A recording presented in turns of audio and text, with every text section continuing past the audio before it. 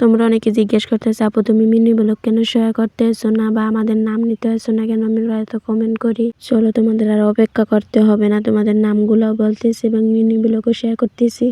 পরবর্তী ভিডিওতে আমি সারাদিন কি করি এইগুলো না শেয়ার করবো। আজকে রান্না বান্নার মিনি ব্লগটা শেয়ার করতেছি।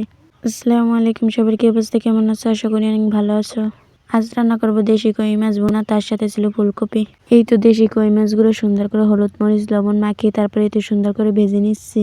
এখানে একটা মাছ করে দিয়ে দিচ্ছে, সুন্দর করে তো ভাজা হয়ে গেছে। এখানে মাছ ভাজা শেষ হয়ে গেছে, তারপর উঠিয়ে আমি অন্যদিকে মশলা কষিয়ে নিচ্ছিলাম। একদিকে মশলা কষানো হোক আর তোমাদের নামগুলো বলা যাক। রুকাইয়া, সাদিয়া, হাফসা, তানিয়া, আয়েশা, ফাতেমা, তোমাদের অসংখ্য ধন্যবাদ সবাইকে কমেন্ট করার জন্য। এখানে সব ধরনের মশলা দিয়ে সুন্দর করে কষিয়ে তারপর একটু পরিমাণ মতো পানি দিয়ে একটু সুন্দর করে মাছগুলো দিয়ে দিচ্ছি। মাছ রান্না করা শেষ হয়ে গেছে, তারপরে একটু ধনেপাতা ছিটিয়ে দিয়েছিলাম। মাছ রান্না হয়ে গেল, অন্যদিকে ফুলকপি একটু সুন্দর করে কষিয়ে নিয়েছিলাম সব ধরনের মশলা দিয়ে। আমি কিন্তু ফুলকপি দিয়ে মাছ রান্না করছি, এমনিতেও মাছ ভুনা করেছি। তোমরা অনেকে আরো কমেন্ট করছিলে নাম নিতে, কিন্তু এই ছোট্ট একটা ভিডিওতে নাম নিতে পারিনি। অবশ্যই তোমরা এই ভিডিওতে কমেন্ট করে পরবর্তী ভিডিওতে নেওয়া হবে। এই ভিডিওটা কি কোন জেলা থেকে দেখতে হচ্ছে অবশ্যই আমার কমেন্ট করে জানাও। ভিডিওটা ভালো লাগলে ফলো এবং সাবস্ক্রাইব করে আল্লাহ হাফেজ, বাই বাই।